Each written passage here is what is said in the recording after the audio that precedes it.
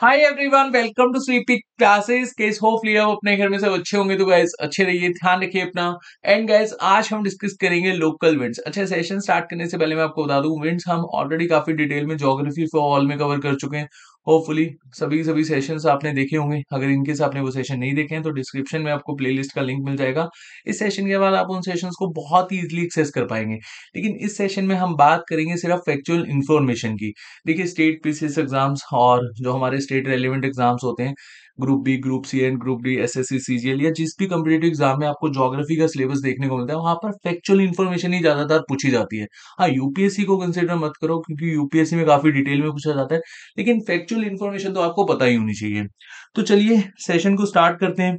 अब local winds हम यहाँ पर समझेंगे सबसे पहले कि होती क्या है। तो देखिए, लोकल विंड्स को आप इस तरह से डिफाइन कर सकते हैं, ब्लो ओनली सर्टन एरियाज या स्मॉल एरियाज में जो अपना इंपैक्ट बनाती हुई देखने को मिलती है, उनको हम क्या बोलते हैं, लोकल विंड्स। टू टाइप्स की होती हैं, warm wind and cold wind. Warm wind आप ऐसे समझो ड्राई होती हैं, वाटर वेपर ऑब्जर्व कर लेती हैं।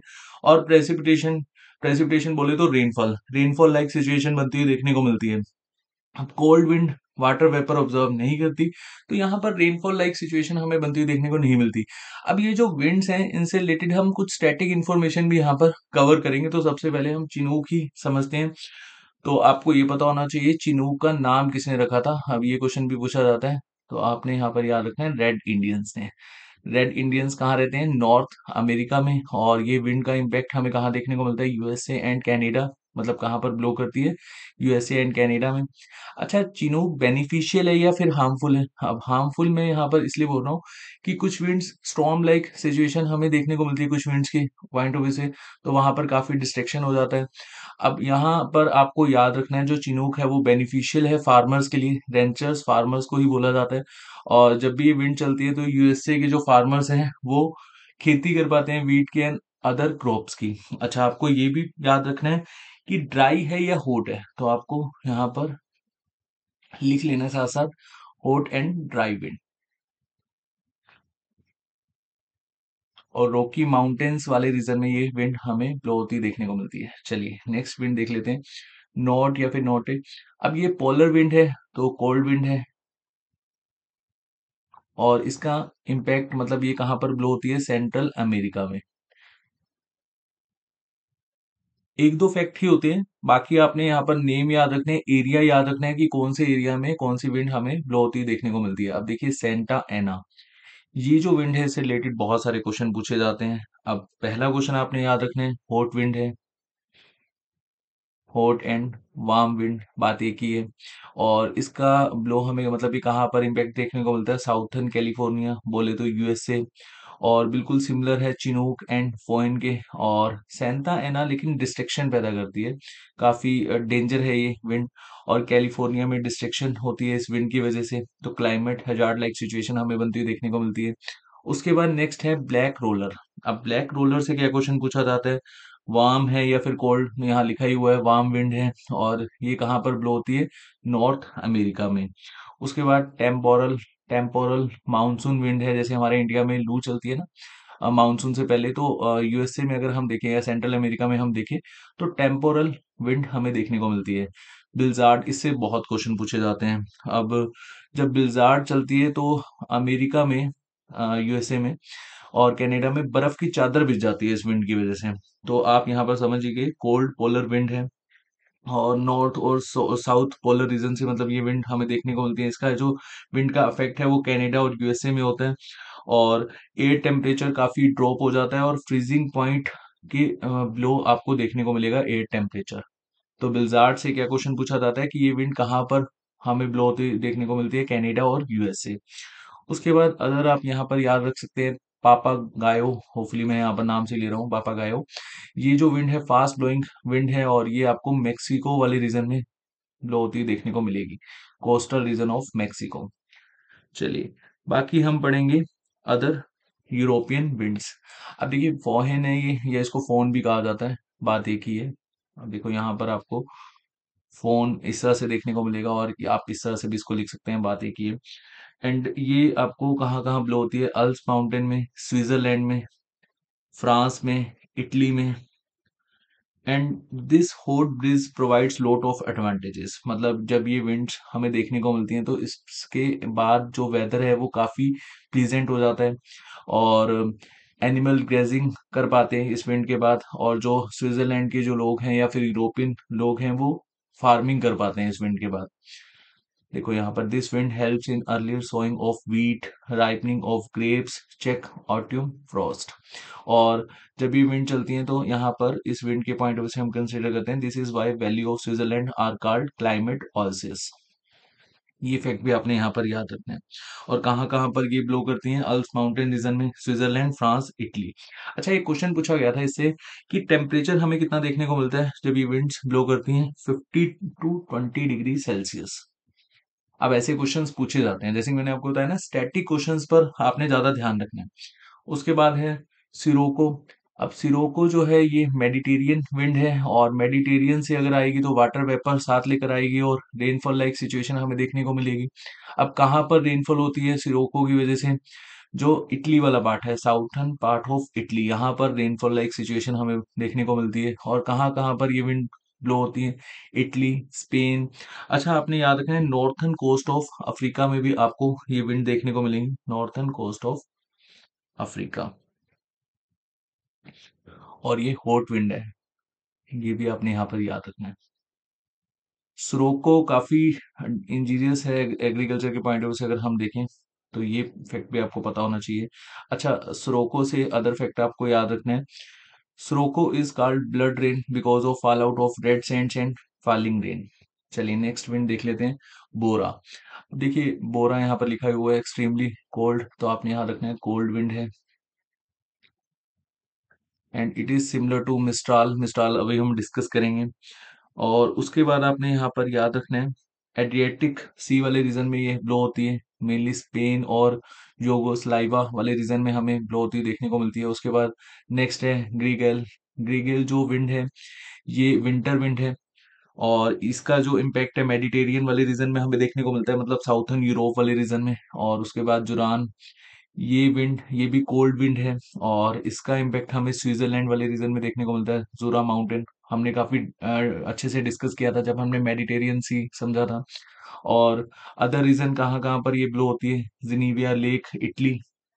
और मेनली इसका इम्पैक्ट हमें नाइट में देखने को मिलता है, तो समटाइम्स इस तरह से भी पूछा जाता है कि इटली में जो नाइट में विंड चलती है वो कौन सी है, जुरान। चलिए नेक्स्ट हम डिस्कस करेंगे पोनेट विंड। पोनेट विंड ये कोल्ड विंड है, और ये भी आपको कहाँ पर ब्लो होती देखने को मिलेगी, मेडिटेरियन रीजन में, स्पेशली कोरसिका कोस्ट, मतलब फ्रांस वाले रीजन में। उसके बाद लेवेंटर, ये स्ट्रॉन्ग ईस्टर्ली विंड्स हैं, और मतलब एक तरह की कोल्ड विंड है। और ये स्ट्रेट ऑफ जिब्राल्टर के आसपास आपको ब्लो होती देखने को मिलेंगी, मतलब अफ्रीका और यूरोप के बिल्कुल बीच में, क्योंकि स्टेट ऑफ जिब्राल्टर किसको कनेक्ट करता है, अफ्रीका एंड यूरोप। इधर आपको देखने को मिलेगा फ्रांस, और इधर आपको देखने को मिलेगा स्पेन, स्पेन सॉरी, फ्रांस नहीं, स्पेन। और इधर आपको देखने को मिलेगा मोरक्को। चलिए this winds are more frequently in earlier winter to late winter, तो फोगी वेदर हो जाता है इस विंड की वजह से। उसके बाद 20 या 22 विंड। अब देखिए 22 विंड भी एक्सट्रीमली कोल्ड है, और ये इसका इम्पेक्ट हमें कहाँ पर देखने को मिलता है, कहाँ पर ब्लो करती है, फ्रांस एंड स्विट्जरलैंड में। चलिए नेक्स्ट हम देख लेते हैं हारमेंटन, ये बहुत इंपॉर्टेंट है हारमेंटन। अब ये सहारा डेजर्ट वाले रीजन में फ्लो होती है, सहारा डेजर्ट। अच्छा, हमने जब अफ्रीका कॉन्टिनेंट पढ़ा था तो मैंने आपको बताया था एक ऐसी जगह है जहां पर 0 डिग्री लैटिट्यूड और 0 डिग्री लॉन्गिट्यूड की जो लाइन है वो मर्ज करती है, और ये कहाँ पर करती है, गल्फ ऑफ गिनी में, या गल्फ ऑफ गुनिया में। और यहाँ पर ह्यूमिडिटी बहुत ज्यादा होती है, और ह्यूमिडिटी ज्यादा होगी तो ह्यूमिडिटी किस केस में ज्यादा होती है, टेम्परेचर के केस में। अब देखो ह्यूमिडिटी अगर ज्यादा होगी तो यहाँ पर अगर मान लो कोई ऐसे रीजन से बंदा आया है जहां पर कोल्ड बहुत ज्यादा है, और यूरोप से लगा लो या फिर नॉर्थ अमेरिका से लगा लो, तो वो तो सरवाइव ही नहीं कर पाएगा। और यहाँ पर जो लोग रहते हैं वो भी सरवाइव करना उनके लिए मुश्किल हो जाता है, क्योंकि ह्यूमिडिटी इतनी ज्यादा हो जाती है कि बहुत सारी बीमारियां यहाँ पर देखने को मिलती हैं। और जब हरमैंटन विंड चलती है तो एक राहत भरी सांस जो यहाँ के लोग रहते हैं उनको एक तरह से मतलब देखने को मिलती है। राहत भरी सांस मतलब आती है कि एक ये विंड चली है और जो बीमारी है वो यहाँ से दूर होती है और ह्यूमिडिटी थोड़ी कम होती है। और इसी वजह से इसको डॉक्टर विंड कहा जाता है। This is why harmattan is known as doctor wind.